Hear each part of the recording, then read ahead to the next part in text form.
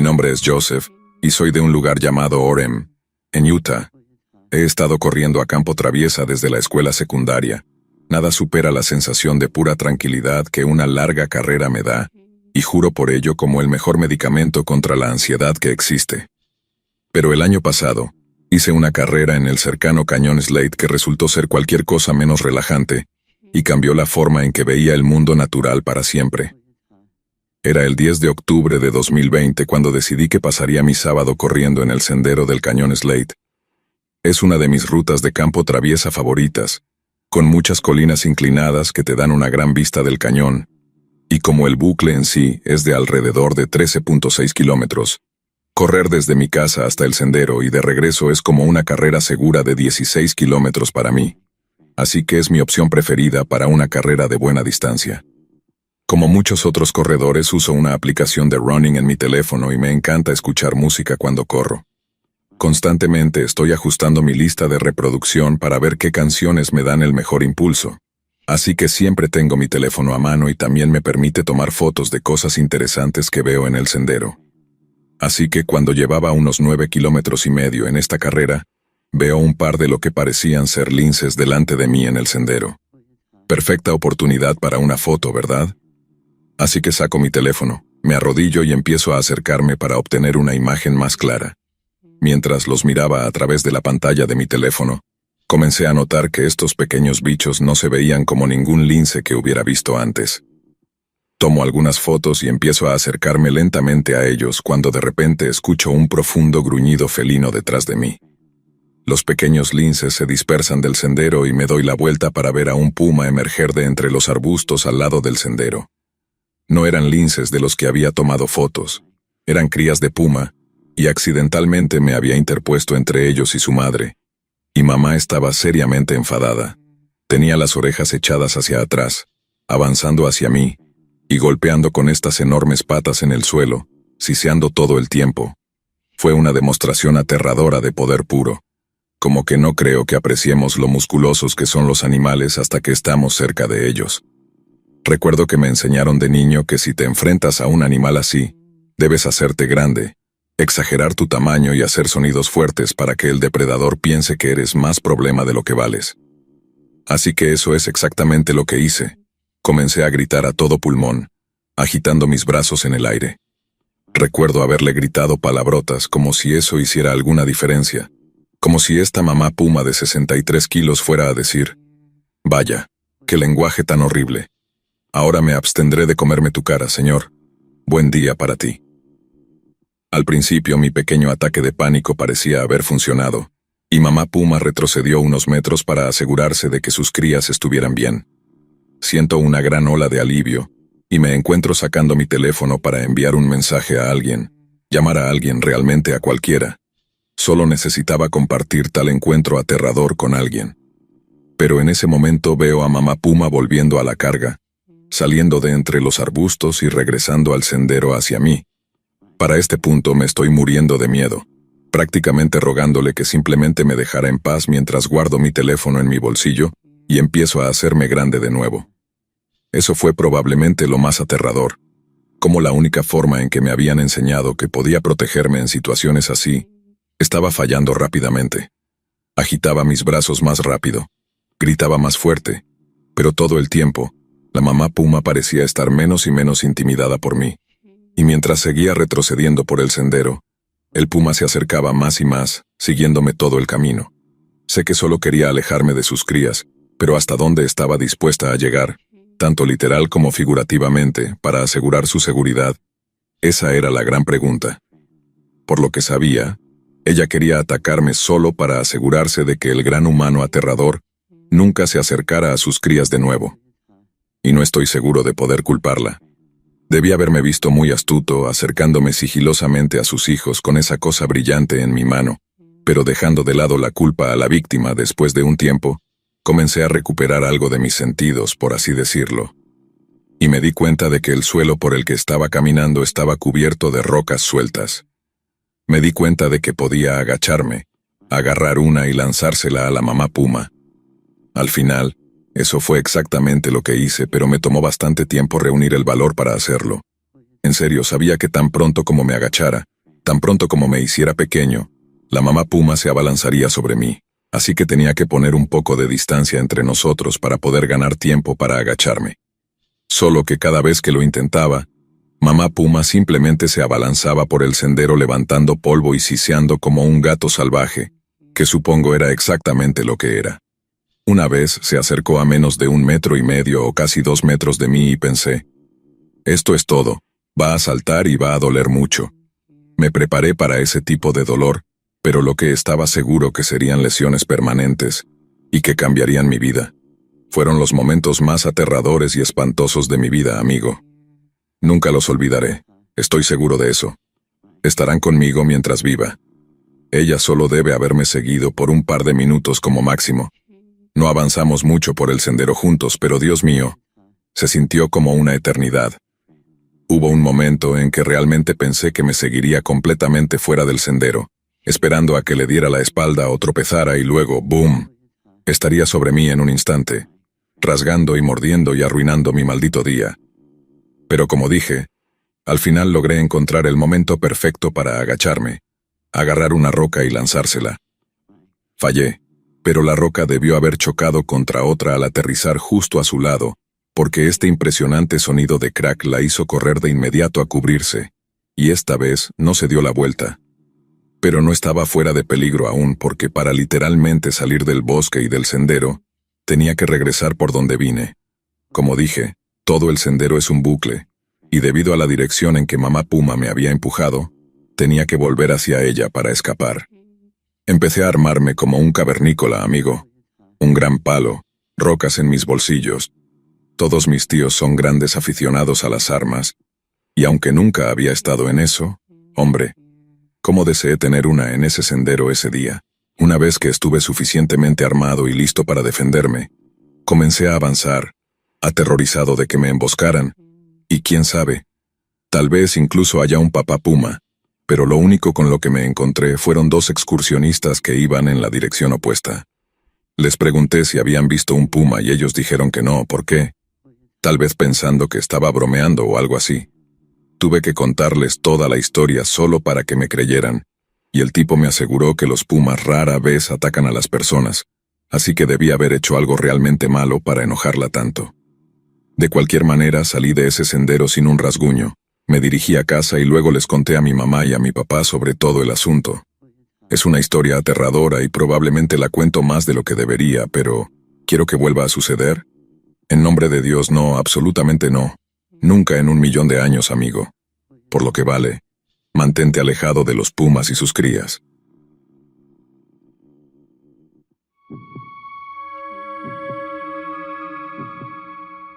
Los Everglades tienen que ser uno de mis lugares favoritos en todo el mundo. Mucha gente responde diciendo que entonces no parece que haya estado en muchos lugares. Pero contrair mon frère, porque he estado en muchos lugares diferentes. Pasé 15 años en la Marina de los Estados Unidos. He estado en casi todos los países que tienen una costa, y no pasé mis permisos de tierra sin hacer nada. He estado por todas partes, y te digo que no hay lugar en todo el mundo como los Everglades de Florida.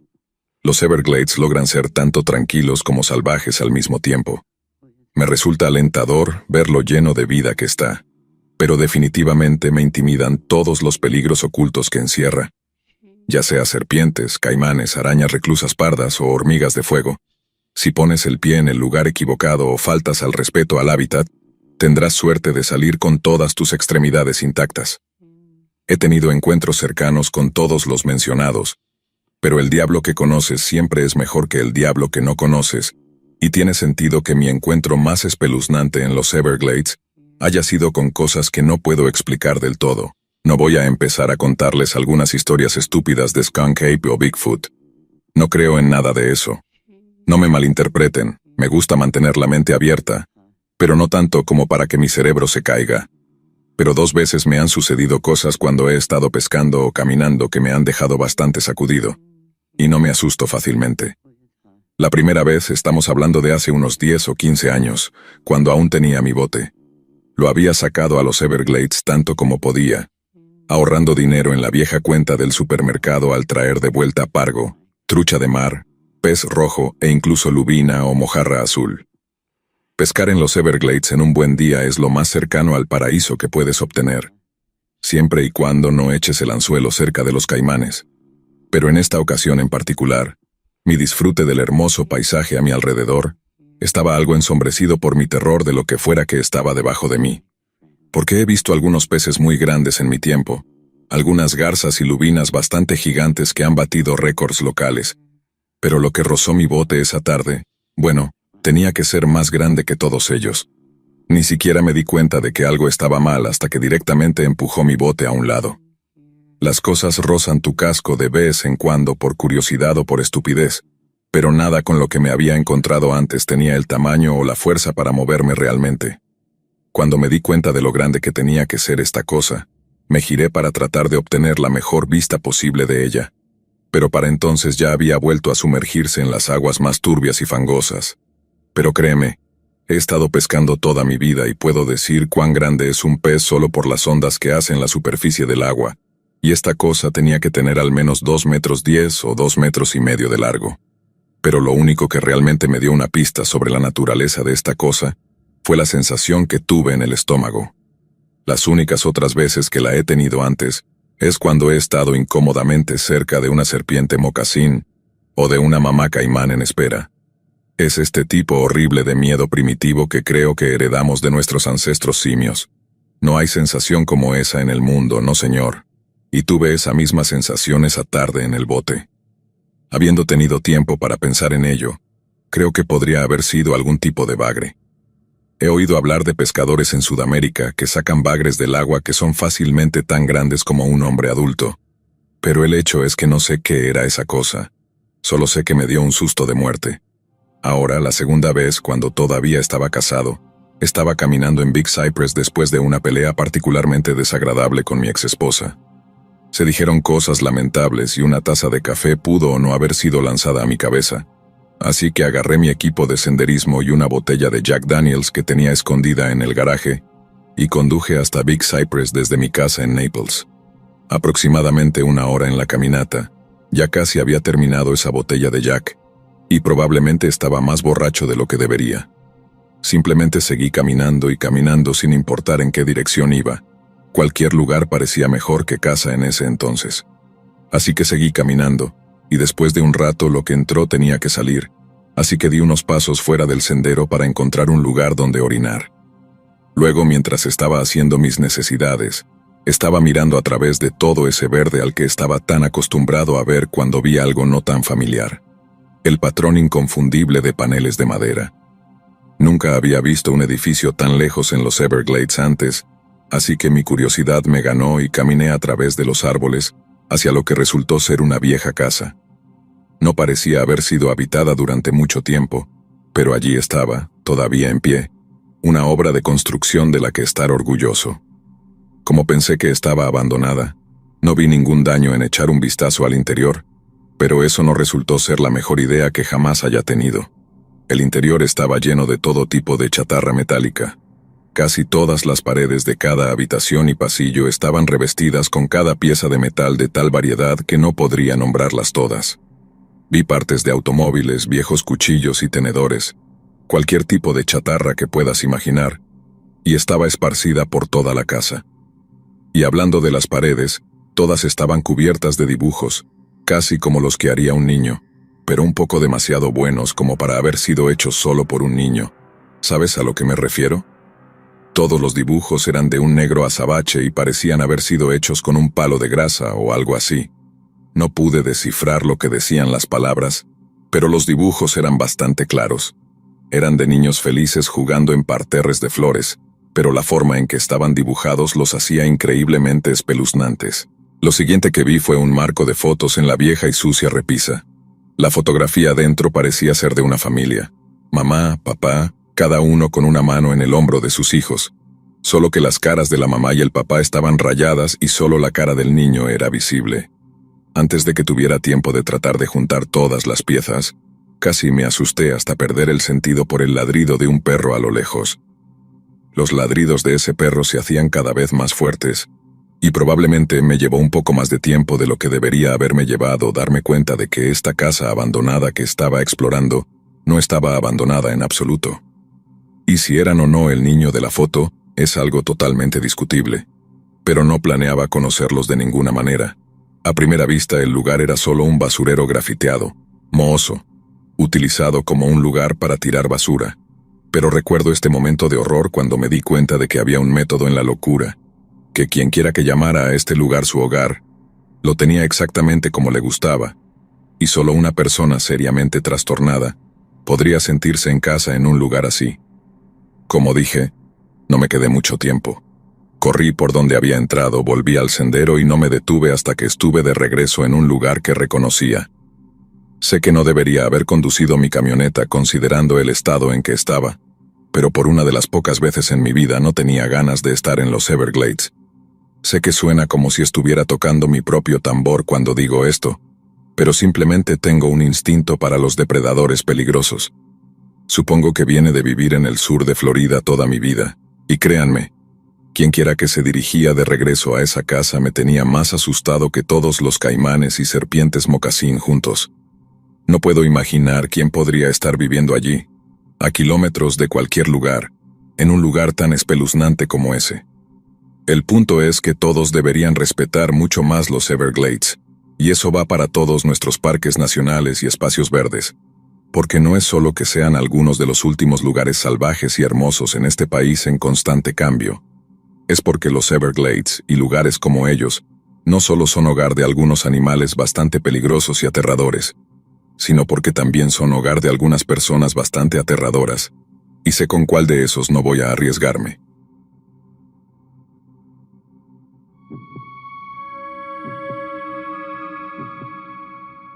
Mi amiga Sonia y yo solíamos estar muy metidos en el ciclismo de montaña, y uno de nuestros lugares favoritos para montar eran las estribaciones de las cascadas aquí en el estado de Washington.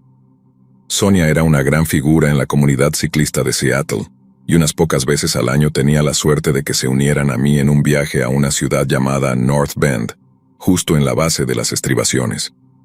Los fanáticos de David Lynch podrían estar familiarizados con North Bend, ya que es donde se filmaron algunas escenas de Twin Peaks y a veces ves algo extrañamente familiar mientras conduces por ahí. Es como si el propio espectáculo lynchiano hubiera hecho lynchiana a la ciudad, solía decir Sonia. Aparcábamos el coche y luego montábamos en las colinas y de vuelta antes de llenarnos la cara de carnitas en Taco Time. Y Dios, sentías que te habías ganado esa comida. Esas colinas podían ser duras, pero, Dios mío, hacen que el ciclismo sea grandioso. Pero por mucho que me encanten las cascadas, no he estado allí en un par de años, y no creo que vuelva pronto. Al final de esta historia entenderás por qué. Entonces, un sábado en particular de mayo de 2018, Sonia y yo conducimos hasta North Bend para lo que iba a ser una de nuestras primeras rutas en bicicleta del verano. Estaba tan emocionada de volver a montar en bicicleta, ya que a menos que te guste estar empapado, congelado y golpeado con vientos huracanados, montar en bicicleta en la costa de Washington es prácticamente imposible durante el invierno y principios de la primavera. Las primeras 2 horas pasan y estamos disfrutando, liberando todo el estrés de la semana laboral y absorbiendo toda la bondad de la naturaleza. Como dije, llevábamos un par de horas en ello, así que estamos simplemente recorriendo una sección más fácil del sendero para bicicletas y tomando un respiro cuando de repente escucho este extraño gruñido proveniente de detrás de mí. Nunca había escuchado algo así antes, así que no tenía idea si era un león de montaña, hasta que miré por encima del hombro y vi a la cosa siguiéndonos por el sendero. Sonia debió haberlo oído también porque disminuyeron un poco la velocidad y también miraron por encima del hombro. Solo que en lugar de acelerar y tratar de escapar, Sonia se detiene en seco en el sendero. Se baja de su bicicleta y luego la gira de lado para actuar como una especie de barrera entre ellos y un posible atacante. Fue bastante genial, en realidad, como que no tenía idea de que simplemente sabrían qué hacer durante algo así. Dios mío, eso me impresionó bastante. Sonia luego me dice que haga lo mismo que ellos y que empiece a gritar muy fuerte para que el puma se asuste y se vaya corriendo. Me sentía mucho más asustada que intimidante en ese momento, pero hice lo que me dijeron de todos modos. El puma reaccionó, claro, pero no importaba cuánto gritáramos, simplemente no parecía disuadirlo de acercarse cada vez más a nosotros. Incluso arrojarle piedras no parecía hacer mucho, y de hecho comenzó a cargarnos. Casi pierdo la cabeza del susto, pero Sonia, justo cuando la cosa estaba a punto de empezar a arañarlos, agarra su bicicleta, la levanta un poco del suelo y luego empuja el marco directamente contra el puma. Lo golpearon tan fuerte que el puma realmente perdió el equilibrio, retrocedió y luego corrió hacia los árboles. No podía creer lo que acababa de ver. Sonia luchó contra un puma real. Habían salvado mi vida, nuestras vidas incluso. Pero esa no sería la última vez que Sonia salvaría mi vida ese día. Y la segunda vez no se sintió ni de cerca tan celebratoria. Estamos respirando aliviados colectivamente, todavía un poco en shock por lo que acaba de pasar. Estoy desahogándome con Sonia sobre lo genial que fueron al luchar contra ese puma como algún tipo de superhéroe o algo así, pero todo lo que les interesa es salir de allí antes de que la cosa decida volver. Estando de acuerdo en que eso sonaba como la mejor idea de todas, sigo a Sonia y me subo de nuevo a mi bicicleta y empezamos a pedalear de regreso por el sendero. Veo cómo se adelantan un poco y luego, ¡boom! Algo me golpea por detrás y me derriba de mi bicicleta. No necesito mirar para saber qué es. Los gritos de Sonia me dicen todo lo que necesito saber. Ese puma se había escondido fuera del sendero, fuera de la vista, y esperó a que les diéramos la espalda. Manual de un depredador emboscador. Fuimos tontos al darle la espalda, pero estábamos asustados. Solo queríamos ir a casa. Todo lo que queríamos era nuestro primer paseo real del verano, no estar jugando a los gladiadores con grandes felinos. Pero solo por un momento, necesito que todos entiendan cómo se sintió cuando la cosa cerró sus mandíbulas alrededor de mi cráneo. Como dije, sabía lo que estaba pasando. Todo estaba terriblemente claro y, extrañamente, como que lo acepté. El puma iba a aplastar mi cráneo con sus dientes. Probablemente podría aplastar rocas si lo necesitara. Todo se pondría negro y eso sería todo. No había escapatoria, no tenía sentido intentarlo. El juego había terminado, sin duda. Lo único que no quería era que Sonia tuviera que verme morir. No de esa manera, al menos. Quiero decir, no me imagino que haya una forma agradable de ver morir a un amigo de más de 5 años, pero ver cómo le aplastan el cráneo debe ser una de las peores. Así que recuerdo haberle gritado que corriera, que se subiera de nuevo a su bicicleta y se fuera. Si se quedaban e intentaban ayudarme, también se lastimarían. Y como dije, en ese extraño momento de claridad, pensaba que era mejor que solo uno de nosotros muriera a que muriéramos ambos. Así que eso es exactamente lo que hizo. Quiero decir, no vi que sucediera, pero Sonia se subió de nuevo a su bicicleta y comenzó a bajar por el sendero, presumiblemente pensando que podría ir a buscar ayuda una vez que estuviera a una distancia segura. Mientras tanto, mi cabeza seguía atrapada en los dientes de ese puma, y en cualquier momento esperaba escuchar un crujido espantoso al sentir cómo mi propia cabeza se rompía en las mandíbulas de esa cosa. De repente, la sensación de presión alrededor de mi cráneo comienza a aflojarse, y luego desaparece por completo. No pude abrir los ojos de inmediato. Todo mi cuerpo estaba tenso y listo para soportar el dolor, y lo único que me devolvió a la acción fue escuchar un grito desgarrador proveniente del sendero. El grito de Sonia. Es un sonido que quedó grabado en mi memoria por mucho tiempo después de este horrible y ensordecedor chillido, mientras el puma los arrancaba de su bicicleta y comenzaba a desgarrarlos. Hice todo lo posible por ponerme de pie mientras sentía la sangre goteando por mi cuero cabelludo y mi rostro. Tuve que limpiarla de mis ojos para ver mi bicicleta, que planeaba arrojar al puma para al menos alejarlo de Sonia antes de que pudiera hacerle algún daño serio. Pero simplemente no fui lo suficientemente rápida. Para cuando tenía mi bicicleta en mano, Sonia ya había guardado silencio. El puma hundió sus dientes en su hombro y comenzó a arrastrarla hacia el bosque. Había perdido completamente el interés en mí, centrándose solo en Sonia para poder llevarla a un lugar seguro para... Lo siento, no puedo ni terminar esa oración. La única forma en que voy a poder terminar esto es hablando de cómo Sonia salvó mi vida. No una, sino 2 veces ese día. Habiéndolos visto luchar contra ese puma con nada más que una bicicleta, estaba lista para morir para que ellos pudieran vivir. Tenían 32 años, aún podrían haber tenido una familia o algo. Pero esa cosa simplemente me dejó y atacó a Sonia. ¿Por qué?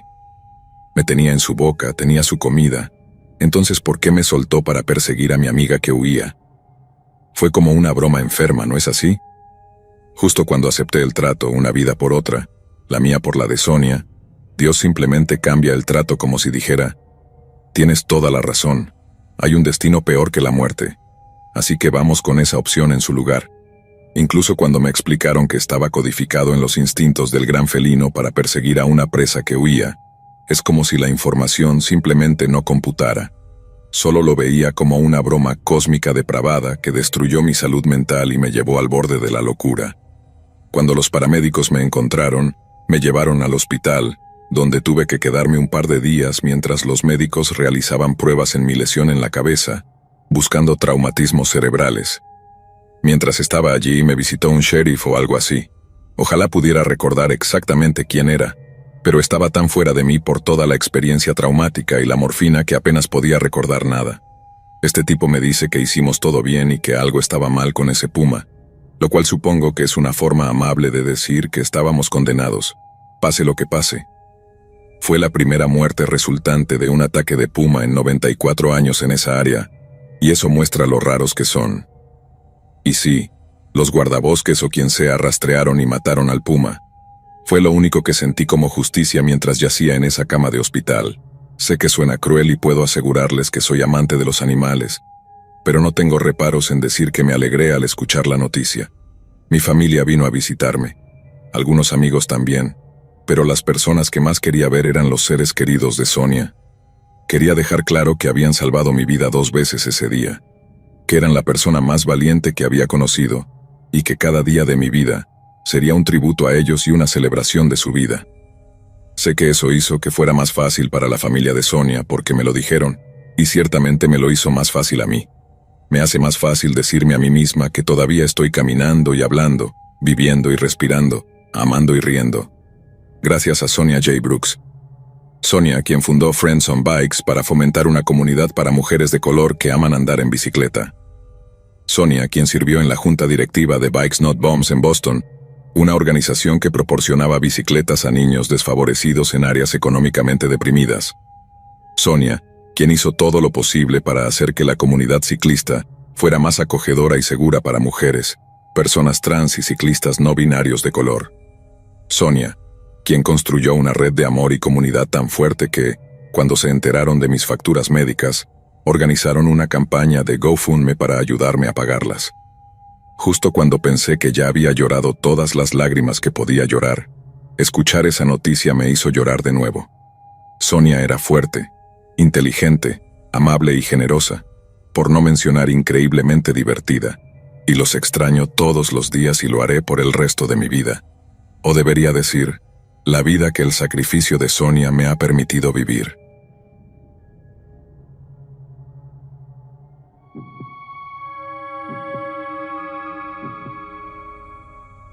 En junio de 2016, Colin Nathaniel Scott, de 23 años, estaba visitando el Parque Nacional Yellowstone con miembros de su familia cercana. Criado en Portland, Oregón, Colin había hecho que sus padres se sintieran extremadamente orgullosos al graduarse como el mejor estudiante de su programa en la Universidad del Pacífico. Podemos imaginar cuánta presión tenía Colin que liberar, y todos podemos estar de acuerdo en que un joven tan trabajador se merecía un descanso de verano relajante y lleno de diversión. Pero el martes 7 de junio, Colin y su hermana Sable decidieron visitar la cuenca de Géiseres Norris. Nombrada en honor a Philatus W. Norris, el segundo superintendente de Yellowstone, la cuenca de Géiseres Norris es la más caliente, antigua y dinámica de las fuentes termales de Yellowstone. Las temperaturas del agua han alcanzado más de 112 grados centígrados a solo 300 metros bajo la superficie, lo que hace que el área sea una maravilla geológica fascinante, aunque peligrosa. Y aunque las aguas más profundas pueden alcanzar temperaturas tan terriblemente altas, las aguas superficiales de muchas son lo suficientemente frescas para que las personas naden en ellas. Aunque técnicamente prohibido por las autoridades, nadar en las aguas termales alrededor de Yellowstone y otros lugares siempre ha sido una actividad popular entre los visitantes más aventureros, tanto que se ha ganado el apodo de hot potting. Sin embargo, la diversión no está exenta de peligros. De hecho, salirse de los senderos designados alrededor de la cuenca está muy desaconsejado, ya que los géiseres en erupción pueden rociar agua hirviendo a una distancia considerable, causando horribles quemaduras. Y por cualquier motivo, ese día Colin y su hermana se desviaron de la ruta designada. Si esto fue para encontrar un lugar para hot potting, o simplemente para acercarse más a los géiseres, no podemos estar seguros, pero los hechos son claros. También sabemos que Colin y su hermana se acercaron mucho a un geyser en particular. Esto nos lleva a creer que las aguas de esta fuente termal en particular no estaban tan calientes, ya que es poco probable que los hermanos se hubieran acercado si las aguas estuvieran burbujeando o hirviendo. A todos los efectos, el agua debía parecer perfectamente segura, un lugar ideal para un poco de hot potting si alguien estuviera inclinado a hacerlo. Muchos han especulado que esto es exactamente lo que los hermanos esperaban y habían caminado hacia la cuenca con la intención de nadar. Sin embargo, la hermana de Colin insiste en que su hermano simplemente resbaló y cayó en la fuente termal, y que, aparte de desviarse del sendero, no hubo juegos ni actividades prohibidas. Las motivaciones son un punto discutible en este momento porque, ya fuera intencional o accidental, Colin ahora estaba en el agua. La misma agua que debían haber asumido que sería relativamente segura y de temperatura templada. Así que solo podemos imaginar el shock y el horror de la hermana de Colin al ver a su hermano salir a la superficie de las aguas termales, antes de soltar un grito desgarrador. El agua no parecía caliente en absoluto. De hecho, solo una pequeña cantidad de vapor se elevaba de la superficie. Pero si ese era el caso, ¿por qué Colin gritaba como si estuviera en agonía? ¿Por qué su piel se volvía roja mientras se cocinaba vivo? ¿Por qué su cabello se encogía? ¿Por qué su carne se ampollaba? La hermana de Colin sabía que no podía saltar para salvar a su hermano ya que también se quemaría, pero tampoco tenía algo lo suficientemente largo para lanzar y usarlo para arrastrarlo fuera. Todo lo que podía hacer era gritarle que nadara hacia el borde, rogándole que se salvara, pero apenas podía oír sus propios gritos sobre los alaridos de Colin. Sacó su teléfono celular pero se horrorizó al descubrir que no tenía señal, no tenía forma de contactar a nadie, no tenía forma de llamar y pedir ayuda. Y mientras los gritos de dolor de Colin se apagaban y comenzaba a cansarse, todo lo que su hermana podía hacer era correr de regreso al museo de la cuenca de géiseres cercano para buscar ayuda. Fue allí donde se encontró con la guardabosques Rose Oppressor, quien a su vez contactó al centro de comunicaciones de Yellowstone por radio para solicitar asistencia urgente. El guardabosques interpretativo Norris Rick Lee y el guardabosques del cañón George Brecht fueron los primeros en llegar a la fuente termal donde tuvo lugar el incidente. El guardabosques Lee notó de inmediato que había una billetera y una chancla flotando en la superficie de una fuente termal en particular, con la chancla correspondiente clavada en el barro en su borde. Sin embargo, no había señales de Colin, y solo cuando sondeó la piscina con un gran palo de madera, sintió un objeto grande atrapado en algún lugar debajo.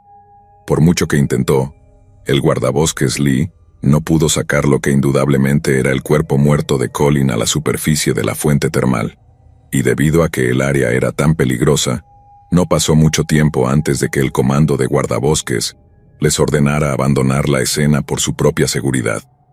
Se envió personal de rescate adicional a la escena, pero debido a numerosas preocupaciones de seguridad, incluyendo una tormenta eléctrica y los peligros generales de navegar en una cuenca termal activa, los rescatistas no llegaron a la fuente termal hasta alrededor de las 8 p.m., varias horas después de que el incidente se desarrollara. El líder del equipo Phil Strell, el guardabosques Lee y el miembro de búsqueda y rescate de Yellowstone Doug Madsen, todos informaron haber visto solo el torso superior gravemente quemado de un hombre flotando en la superficie de la piscina. De alguna manera, en el espacio de solo unas pocas horas, la fuente termal había logrado casi desmembrar por completo el cuerpo de Colin. Pero ¿cómo demonios podría lograrse eso solo con agua caliente? A la mañana siguiente, el cuerpo ya no era visible en la fuente termal, con el guardabosques Strell diciendo que no había indicios de que el cuerpo hubiera sido removido por otro humano o animal, debido a la falta de marcas de arrastre a lo largo de los bordes de la piscina. Se volvieron a sondear las aguas, pero esta vez no hubo indicación de restos humanos en las fuentes termales. Los eventos fueron un completo y absoluto misterio, hasta que un miembro del personal de Yellowstone escuchó el incidente y ofreció una sabia pero aterradora explicación que podría darnos una pista sobre la extraña naturaleza de la muerte de Colin. Este experto explicó que los géiseres y las fuentes termales del parque a veces son extremadamente ácidos. Esto se debe a que son alimentados por aguas termales que provienen de las profundidades de la superficie de la Tierra, agua que recoge nada menos que ácido sulfúrico a medida que sube a la superficie. El ácido sulfúrico es el producto de microorganismos subterráneos que descomponen el sulfuro de hidrógeno en las rocas y el suelo, como parte de su mecanismo de alimentación. Si Colin hubiera sabido qué buscar, nunca se habría acercado a esa fuente termal en particular con sus aguas excesivamente turbias y su característico olor a huevo podrido. Pero tal como estaban las cosas, no había forma de que supiera que la fuente a la que se estaba acercando, en la que accidentalmente caería, era una trampa mortal química. Aunque lo que sucedió fue obviamente un trágico accidente y todas las condolencias van a la familia Scott, está claro que tanto Colin como Sable ignoraron numerosas señales de advertencia en su camino hacia la fuente termal. Pero dado el aspecto tranquilo del agua, el hermano y la hermana simplemente ignoraron las señales y juzgaron que la fuente termal era segura para acercarse. Los representantes de Yellowstone dejaron en claro que tales señales están allí por una razón, e imploraron al público que sea más cuidadoso al visitar áreas tan obviamente peligrosas del parque, porque siempre están esos desconocidos, las cosas que ni siquiera somos conscientes de que no sabemos. Cosas como una fuente termal que parece cálida y perfecta para un chapuzón en un día de verano, en realidad podría estar llena de ácido sulfúrico corrosivo y mortal.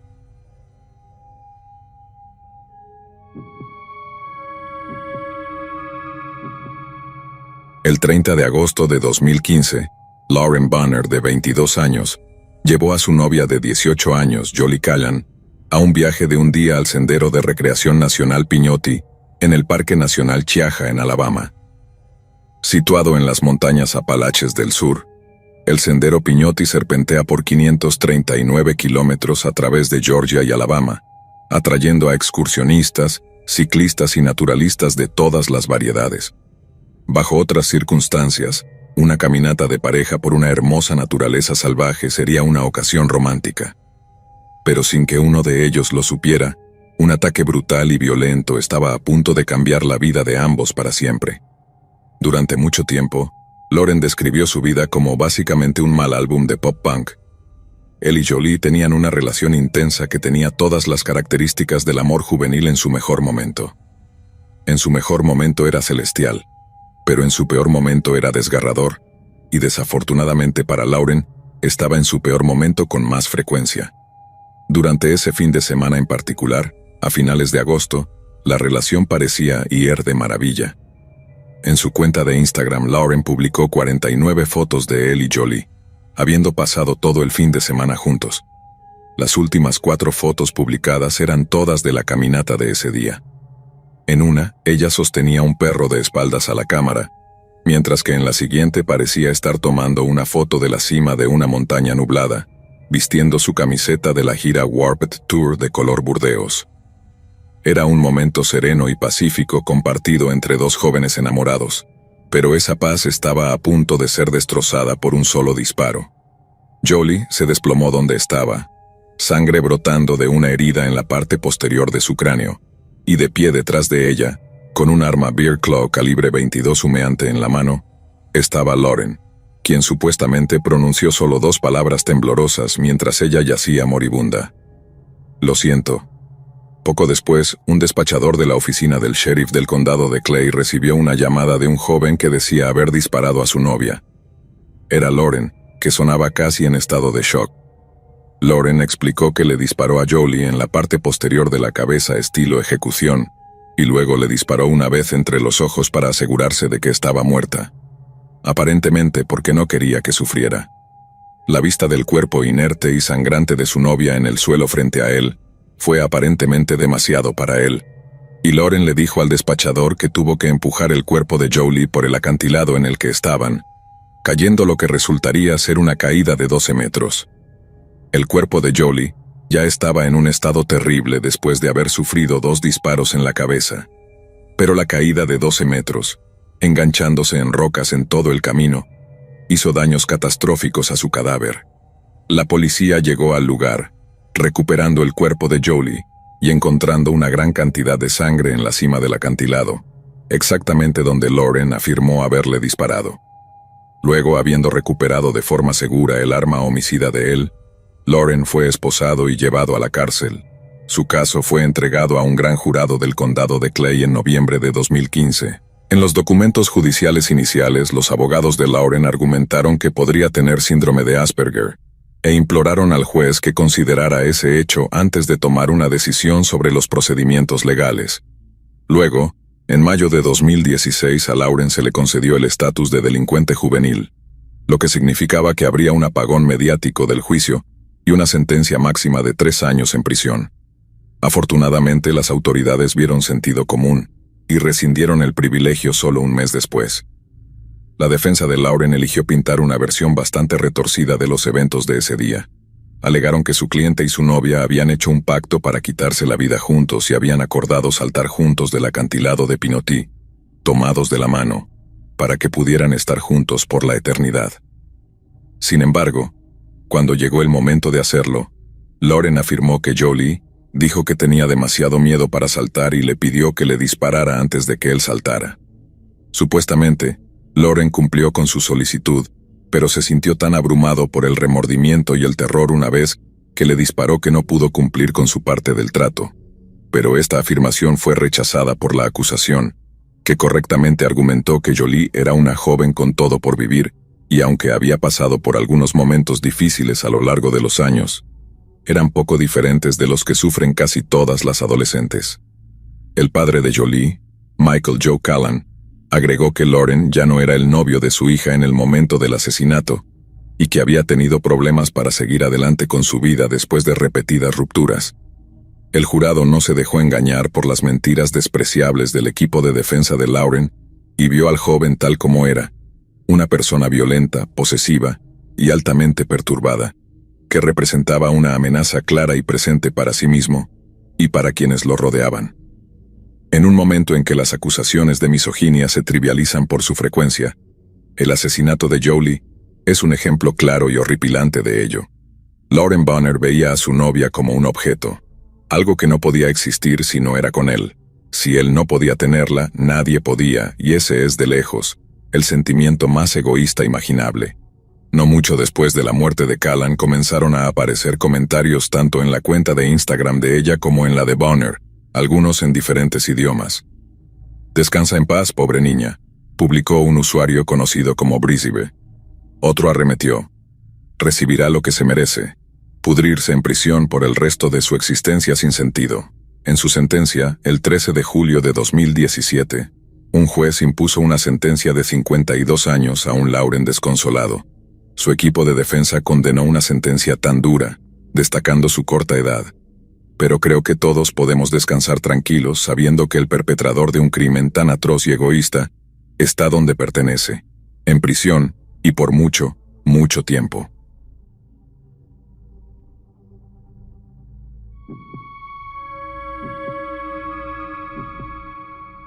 El 8 de octubre de 1976, Trenny Gibson, de 16 años, dejó la escuela secundaria Verden en Knoxville, Tennessee, en una excursión con casi 40 de sus compañeros de clase. El adulto supervisor, un maestro de horticultura llamado Wayne Dunlap, había sorprendido esencialmente a sus estudiantes con el viaje, ya que ni siquiera sabían que iban a ir a ningún lado hasta que se encontraron con un autobús escolar lleno de gasolina. Con el señor Dunlap siendo el único adulto chaperón, se informó a los estudiantes que viajarían más de 80 kilómetros hasta el Parque Nacional Great Smoky Mountains. Una hora después, el autobús se estacionó en un lote cerca de una montaña de pendiente suave conocida como Clingman's Dome, y los estudiantes se dirigieron a una caminata de 3 kilómetros a lo largo del sendero Forney Ridge hasta la montaña Andrews Bald. Durante la caminata, los estudiantes se encontraron separándose en grupos más pequeños o cliques que se distribuían a lo largo del sendero, y Trenny caminaba por el sendero junto a un joven llamado Robert Simpson, quien era un amigo de confianza de su hermano. Alrededor de la 1:30 de la tarde, los estudiantes se detuvieron para comer unos almuerzos rápidos en el borde del sendero, y se vio a Robert comiendo junto a Trenny, quien llevaba la chaqueta de Robert. Sin embargo, Los dos niños no estaban juntos cuando el grupo regresó, ya que Robert afirma que estaba siguiendo el rastro de un oso. Alrededor de las 3, Trenny fue vista caminando junto a otro grupo de estudiantes que estaban a solo unos 800 metros del estacionamiento y del autobús escolar. Luego dijeron que estaban exhaustos por la caminata del día y se detuvieron a descansar antes de los últimos 800 metros. Sin embargo, Trenny no tenía ganas de descansar e insistió en continuar el último tramo, por lo que el grupo se separó y cada uno recuerda haberla visto caminando por el sendero en dirección al estacionamiento. Sin embargo, cuando el grupo de estudiantes que descansaba llegó al estacionamiento media hora después, descubrieron que Trenny no estaba por ningún lado.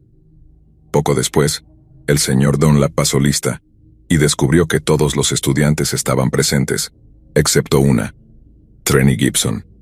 Cuando descubrió que ella aparentemente había desaparecido en un corto tramo del sendero, comenzó a entrar en pánico. Trenny había desaparecido justo bajo las narices de sus compañeros de clase, y de alguna manera sabía que algo terrible era el culpable.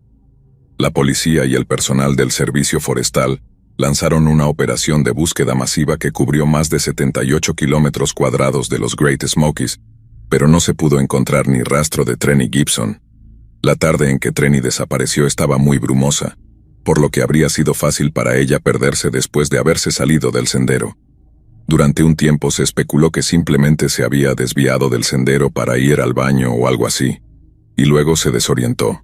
Una lata de cerveza parcialmente abierta y 3 colillas de cigarrillos se encontraron más tarde cerca del lugar donde Trenny se desvió del sendero Forney Ridge, pero ninguno de los otros estudiantes admitió haber traído cerveza al viaje. Esto dejó a los investigadores en un dilema. Las colillas y la cerveza podrían ser evidencia de que un extraño había estado merodeando cerca, pero un estudiante culpable sería poco probable que admitiera haber traído tal contrabando. Detalles como este complicaron la investigación desde el principio, haciendo un proceso ya difícil aún más complicado. Unidades caninas de un equipo local de búsqueda y rescate encontraron que muchos de sus perros detectaron el olor de Trenny en una sección de Forney Ridge que se intersecta con el sendero de los Apalaches. Rastrearon su rastro hasta la base de la torre de observación Clingman's Dome, luego a través de algunos parches densos de bosque durante casi 3 kilómetros antes de llegar a una carretera. Aquí es donde terminó el rastro del olor y, justo cerca de este lugar, se encontraron colillas de cigarrillos de exactamente la misma marca que las encontradas donde Trenny desapareció.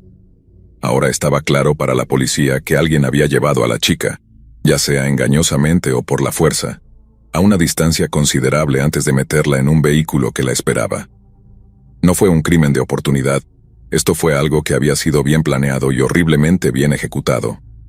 No solo eso, sino que el público estaba horrorizado al saber que quienquiera que hubiera secuestrado a Trenny podría haberla mantenido prisionera en el área inmediata por un tiempo antes de transportarla más tarde. Esto significaba que, mientras sus compañeros de clase pasaban junto a ella en el sendero, Trenny bien podría haber tenido un cuchillo en la garganta o una mano sobre la boca, tan cerca pero tan lejos de la salvación. Con este pensamiento aterrador en mente, la familia de Trenny anunció públicamente sus sospechas sobre uno de los compañeros de clase de Trenny, un chico llamado Kelvin Bowman. Esta sospecha se basaba en el hecho de que solo unos meses antes, Kelvin había intentado forzar su entrada a la casa de los Gibson, y solo fue disuadido cuando la madre de Trenny le disparó en el pie con un revólver de pequeño calibre. Kelvin cumplió una mísera condena de 6 meses en un centro de corrección juvenil, pero aparentemente había jurado matar a Trenny una vez que fuera liberado. Después de su sentencia, fue liberado del centro y regresó a la escuela secundaria Verden, y poco después de esto, Trenny desapareció repentinamente. Algunos estudiantes insistieron en que vieron un coche que se parecía mucho al de Kelvin siguiendo al autobús ese día, pero el maestro, el señor Dunlap, insistió en que no había nadie siguiéndolos en el viaje hacia el sendero y que si lo hubiera, seguramente lo habría notado. El director de la escuela secundaria Verden también testificó que Kelvin asistió a clases todo el día y no habría podido llegar allí y regresar en el periodo de tiempo sugerido por sus acusadores. Aunque no fue formalmente acusado en relación con la desaparición de Trenny, Kelvin fue arrestado en 1978, acusado de asalto indecente a una mujer en su propio apartamento. Como resultado, fue condenado por conducta criminal de 3er grado, y durante mucho tiempo ha sido considerado el sospechoso número 1 en este caso. Sin embargo, Kelvin no es el único sospechoso en el caso, y la mirada de sospecha se dirigió hacia Robert Simpson, el supuesto amigo de confianza de su hermano con quien ella almorzó ese día. Varias personas informaron haber visto el peine de Trenny, que ella siempre llevaba en el bolsillo derecho de sus jeans, en el tablero del coche de Robert después de su desaparición. Pero lo realmente preocupante es que cuando los padres de Trenny participaban en la búsqueda de ella, Robert visitó la casa de los Gibson y le hizo algunos comentarios extraños a la hermana de Trenny. Dijo como, si Kelvin Bowman había secuestrado a Trenny, ella no tenía ninguna oportunidad y estaba muerta por seguro, pero también que ella podría haberse escapado con algún autostopista lujurioso. Sus palabras, no las mías. También fue difícil dar cuenta del paradero de Robert después de que se separó de Trenny en Andrews Bald, pero no parece que los investigadores alguna vez lo consideraran un sospechoso serio. A pesar de múltiples búsquedas en el Parque Nacional Great Smoky Mountains, no se ha encontrado rastro de Trenny y parece que la desaparición de Trenny seguirá siendo otro caso de una persona que simplemente desaparece mientras visita uno de los grandes parques nacionales de este país.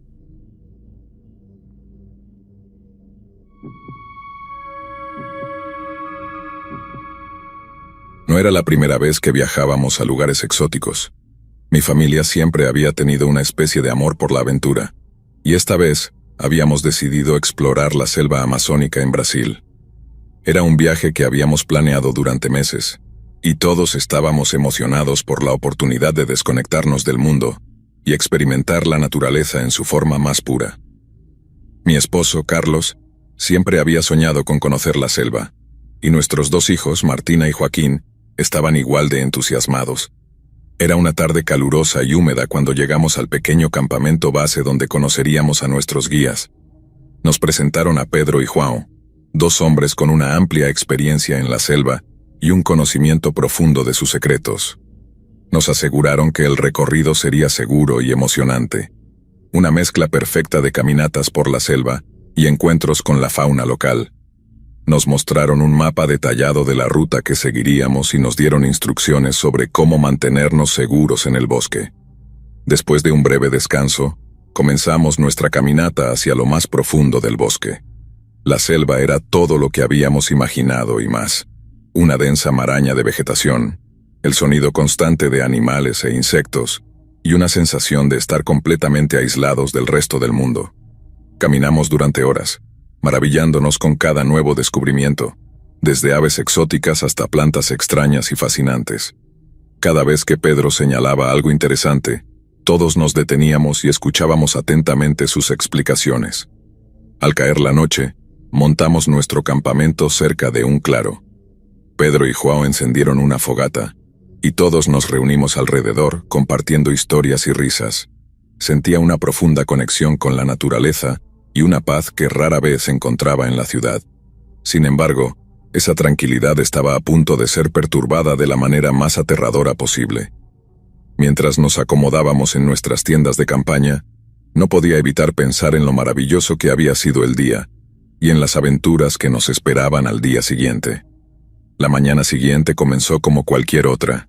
Despertamos con los primeros rayos del sol, disfrutamos de un desayuno sencillo, y preparamos nuestras mochilas para otro día de exploración. Sin embargo, a medida que avanzábamos noté que Pedro y João parecían más alertas, intercambiando miradas y susurrando entre ellos en portugués. Aunque no entendía todo lo que decían, el tono de sus voces me hizo sentir una ligera inquietud. Fue después del mediodía cuando lo vi por primera vez, un grupo de hombres moviéndose entre los árboles. Al principio, pensé que eran otros excursionistas, pero la forma en que se movían, sigilosos y con una mirada fija en nosotros, me hizo sentir un escalofrío en la espalda. Pedro nos hizo una señal para que nos detuviéramos y habló rápidamente con João. No entendí todo lo que decían, pero una palabra se destacó. Tribu. Tribu. Pedro se acercó a nosotros, su expresión grave. Hay una tribu local en esta área. Normalmente son pacíficos, pero últimamente ha habido tensiones. Necesitamos ser muy cautelosos y seguir mis instrucciones al pie de la letra. La atmósfera se volvió tensa al instante. Seguimos caminando, pero ahora en silencio, con los sentidos agudizados y el corazón latiendo con fuerza. El bosque, que antes parecía un lugar de maravilla y descubrimiento, ahora se sentía amenazante y lleno de peligros ocultos. A cada paso que daba, sentía que algo nos observaba desde las sombras, y no podía evitar mirar constantemente por encima de mi hombro. Caminamos durante lo que parecieron horas, con la sensación constante de ser observados. Fue al atardecer cuando sucedió. Estábamos atravesando un estrecho sendero cuando escuchamos gritos detrás de nosotros. Nos giramos y vimos a un grupo de hombres de la tribu corriendo hacia nosotros con lanzas y machetes. El pánico se apoderó de nosotros. Pedro y João gritaron instrucciones, pero el miedo nubló mi mente. Comenzamos a correr, adentrándonos más en la selva. Podía escuchar mis propios latidos retumbando en mis oídos, y cada paso parecía más pesado que el anterior. Sentía las ramas arañando mi piel, y el sudor corría por mi rostro. No sé cuánto tiempo corrimos, pero en algún momento me di cuenta de que habíamos perdido a los guías.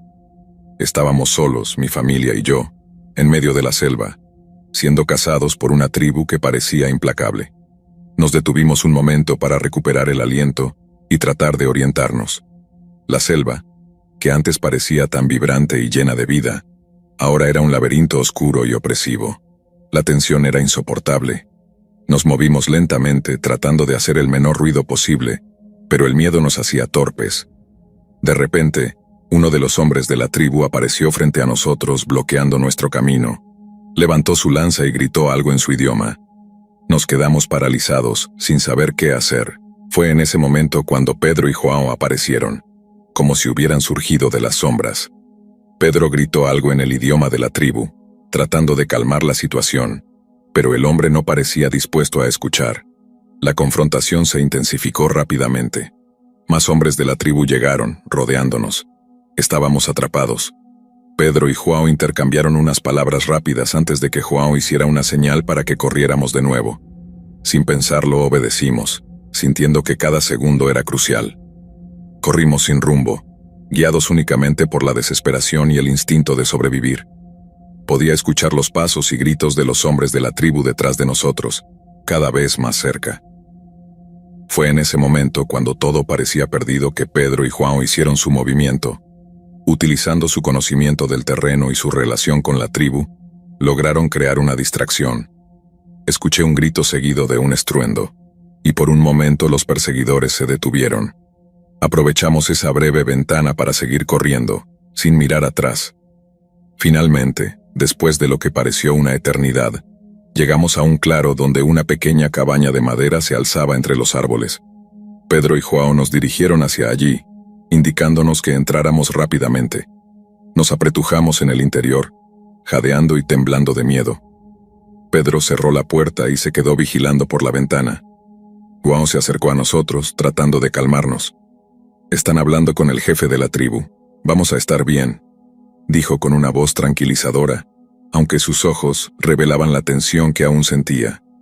Pasaron los minutos más largos de mi vida. Afuera escuchábamos los murmullos de los hombres de la tribu, mezclados con las voces firmes de Pedro y João. Finalmente, la puerta se abrió y Pedro entró, su expresión mucho más relajada. «Lo logramos, los guías del bosque nos han ayudado. La tribu se ha calmado y estamos a salvo», anunció, dejándonos caer en un alivio abrumador. Regresamos al campamento base con una mezcla de cansancio y gratitud. La experiencia había sido aterradora, pero también nos enseñó sobre la resiliencia y la importancia de la confianza en aquellos que conocen el terreno. Los guías, Pedro y João, nos salvaron la vida esa noche, utilizando no solo su conocimiento de la selva sino también su relación con la tribu local. Mientras reflexionaba sobre lo sucedido, me di cuenta de lo frágil que puede ser la línea entre la aventura y el peligro. La selva, con toda su belleza y misterio, puede convertirse en un lugar mortal en un abrir y cerrar de ojos. Aprendí a respetar más profundamente la naturaleza y a valorar la sabiduría de aquellos que la conocen íntimamente. A pesar de todo, esa experiencia en Brasil se convirtió en una historia que contaré por el resto de mi vida. Un recuerdo de cómo una simple excursión por la selva se transformó en una lucha por la supervivencia. Volver a la civilización después de esa experiencia no fue fácil. Aunque físicamente estábamos a salvo, mentalmente todavía nos perseguían los recuerdos de aquella persecución. Durante días mis hijos tuvieron pesadillas y se despertaban en medio de la noche gritando. Carlos y yo también nos encontrábamos reviviendo esos momentos una y otra vez, cada vez que cerrábamos los ojos. Decidimos quedarnos en el campamento base unos días más para recuperar nuestras fuerzas y aclarar nuestras mentes. Pedro y Joao nos ofrecieron todo su apoyo, y poco a poco comenzamos a sentirnos más seguros. Nos llevaron a conocer a algunos miembros de la tribu en un ambiente controlado y seguro, lo cual nos ayudó a entender mejor su cultura y sus motivos. Aprendimos que la tribu había estado enfrentando problemas con madereros ilegales y cazadores furtivos, lo que había incrementado su desconfianza hacia los forasteros. Aunque nuestra experiencia fue traumática, también nos mostró la complejidad de las relaciones humanas en esos entornos tan aislados y la importancia de la comunicación y el respeto mutuo. Con el tiempo, nuestra familia se unió aún más después de aquella experiencia. Volvimos a casa con una nueva perspectiva de la vida y una apreciación más profunda por la naturaleza y las culturas que habitan en ella. Los días en la selva nos enseñaron lecciones valiosas sobre la supervivencia, el trabajo en equipo y la confianza en los demás. Martina y Joaquín, aunque aún jóvenes, mostraron una madurez impresionante al enfrentar sus miedos y superar el trauma. Carlos y yo también fortalecimos nuestro vínculo, apoyándonos mutuamente en los momentos más oscuros y saliendo más fuertes del otro lado. Aunque no planeamos volver a la selva amazónica pronto, esa aventura en Brasil se convirtió en una historia que contaríamos en las reuniones familiares, un recordatorio de la valentía y la resiliencia que todos tenemos dentro de nosotros.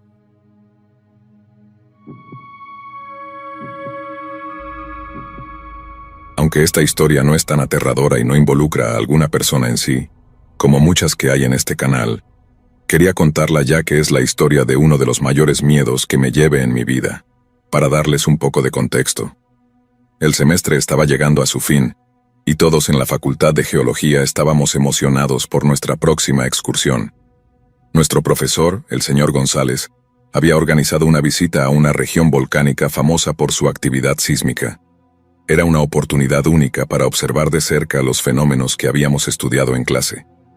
Mis compañeros y yo estábamos ansiosos por aprender y explorar. Nos dirigimos a una pequeña ciudad en las faldas de un volcán activo. El viaje en autobús fue largo, pero la emoción mantenía el ánimo en alto. Finalmente llegamos al campamento base, una serie de cabañas rústicas situadas en un entorno pintoresco. La primera tarde la pasamos explorando los alrededores y familiarizándonos con el lugar. Esa noche, mientras nos reuníamos alrededor de una fogata, el señor González nos habló sobre la historia del volcán. Nos explicó que, aunque no había tenido una erupción significativa en décadas, seguía siendo muy activo y debía ser tratado con respeto. Nos mostró mapas de las rutas de evacuación y nos dio instrucciones detalladas sobre qué hacer en caso de una emergencia. El segundo día, salimos temprano para una caminata hasta el borde del cráter. La subida fue extenuante, pero las vistas desde la cima eran impresionantes. Pudimos ver fumarolas de gas y sentir el calor bajo nuestros pies. Era una experiencia surrealista estar tan cerca de la naturaleza en su forma más poderosa. De repente, sentimos un ligero temblor. Al principio pensamos que era una ilusión causada por la altura, pero luego se hizo más fuerte. El señor González nos aseguró que era una actividad sísmica menor, algo común en la región, y que no había motivo de alarma. Aún así, la sensación de vulnerabilidad se instaló en mi mente. Esa noche, el temblor se repitió, esta vez más fuerte. Las cabañas crujieron y todos nos despertamos sobresaltados. El señor González reunió al grupo y nos informó que estábamos seguros, pero que debíamos estar preparados para evacuar si fuera necesario. Nos quedamos despiertos gran parte de la noche, escuchando los ruidos extraños y preguntándonos qué sucedería a continuación. A la mañana siguiente, algunos de mis compañeros querían regresar a la ciudad, pero el señor González insistió en que siguiéramos con el plan, asegurándonos que todo estaba bajo control. Pasamos el día realizando mediciones y observaciones, tratando de concentrarnos en nuestro trabajo y no en el constante miedo que sentíamos. Al caer la tarde, el cielo se oscureció y comenzaron a caer cenizas. Era una señal clara de que algo no estaba bien. El señor González decidió que era mejor regresar a las cabañas y esperar a que la situación mejorara. Caminamos de vuelta en silencio, con la tensión palpable en el aire. Podía ver el miedo en los ojos de mis compañeros y sentía el mismo pánico creciendo dentro de mí. Cuando llegamos a las cabañas, el señor González reunió al grupo y nos dijo que había hablado con las autoridades locales. Nos informaron que el volcán mostraba signos de actividad creciente y que debíamos estar preparados para evacuar en cualquier momento. Nos asignaron tareas específicas para asegurarnos de que estuviéramos listos para salir rápidamente si fuera necesario. La noche cayó rápidamente y nos encerramos en las cabañas, esperando lo peor. Los temblores continuaban, cada vez más intensos, y el aire estaba lleno de una tensión insoportable. Algunos de mis compañeros comenzaron a llorar, y todos tratamos de consolarnos mutuamente, pero el miedo era abrumador. De repente, escuchamos un estruendo ensordecedor. Miramos por las ventanas y vimos una columna de humo y ceniza elevándose desde el cráter. Era una vista aterradora, y todos nos quedamos paralizados, sin saber qué hacer. El señor González trató de calmarnos, recordándonos las instrucciones de evacuación, pero la histeria se apoderó de algunos. La cabaña crujía con cada temblor, y parecía que las paredes podrían derrumbarse en cualquier momento. Nos abrazamos, buscando consuelo en la cercanía de los demás. La situación se volvió aún más desesperante, cuando las luces comenzaron a parpadear y finalmente se apagaron. Estábamos en completa oscuridad, con solo el sonido de nuestros propios suspiros y el retumbar del volcán. El señor González encendió una linterna y nos guió hacia la salida. Nos movíamos con cautela, tratando de mantener la calma. Afuera el aire estaba cargado de ceniza y polvo, dificultando la respiración. Seguimos al señor González hacia el punto de reunión, pero los temblores hacían que cada paso fuera una lucha. Finalmente llegamos al lugar donde se suponía que nos encontraríamos con el resto del grupo. Para nuestro alivio, las autoridades locales ya estaban allí, preparadas para evacuar a todos. Nos dirigieron hacia un área más segura, lejos del volcán. La tensión no desapareció por completo, pero al menos sabíamos que estábamos en manos de profesionales. Nos subimos a los vehículos de emergencia y comenzamos el descenso por el sinuoso camino de montaña. Cada minuto se sentía eterno, y el miedo de que el volcán pudiera erupcionar en cualquier momento no nos dejaba descansar. Podía ver las caras de mis compañeros pálidas y llenas de ansiedad, reflejando mis propios sentimientos. Finalmente, llegamos a un lugar seguro, lejos del alcance inmediato del volcán. Nos llevaron a un centro de evacuación donde nos proporcionaron alimentos, agua y mantas. Aunque estábamos agotados y asustados, el alivio de estar fuera de peligro era palpable. Pasamos la noche en el centro de evacuación, compartiendo nuestras experiencias y tratando de procesar lo que había sucedido. El señor González nos aseguró que habíamos hecho lo correcto al seguir las instrucciones y que nuestra rápida reacción había sido crucial. A la mañana siguiente, las autoridades locales nos informaron que el volcán no había erupcionado, pero había dado todos los indicios de que podría hacerlo. Regresamos a la ciudad con una mezcla de alivio y agotamiento. La experiencia había sido aterradora, pero también nos había enseñado la importancia de la preparación y la calma en situaciones de emergencia. Mis compañeros y yo compartimos un vínculo más fuerte después de esa experiencia, sabiendo que habíamos enfrentado el peligro juntos y habíamos salido adelante. En las semanas que siguieron, todos tratamos de volver a nuestras rutinas normales, pero los recuerdos de esa noche nos seguían persiguiendo. Algunos de mis compañeros tuvieron pesadillas, y yo misma me encontraba reviviendo los momentos más aterradores en mi mente. La facultad nos ofreció apoyo psicológico, y muchos de nosotros aprovechamos esa ayuda para superar el trauma. El señor González organizó una reunión para discutir la experiencia y aprender de ella. Analizamos lo que había sucedido y cómo podríamos mejorar nuestras respuestas en el futuro. Fue una oportunidad para reflexionar y crecer, tanto personal como profesionalmente. Con el tiempo, las cicatrices emocionales comenzaron a sanar.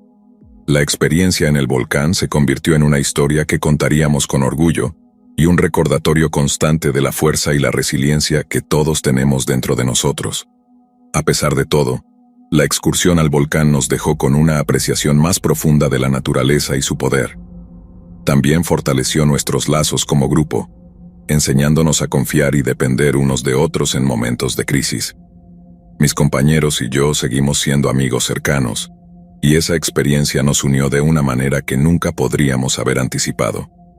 Volver a la vida normal no fue fácil, pero lo logramos con el apoyo mutuo y la comprensión de que habíamos enfrentado algo verdaderamente aterrador y habíamos salido adelante.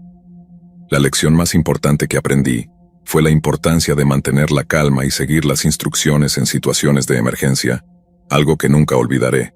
La excursión al volcán fue una experiencia inolvidable, no solo por el miedo y la adrenalina, sino también por las lecciones aprendidas y los vínculos formados. A pesar de los momentos de terror, salimos más fuertes y más preparados para enfrentar cualquier desafío que la vida nos presente.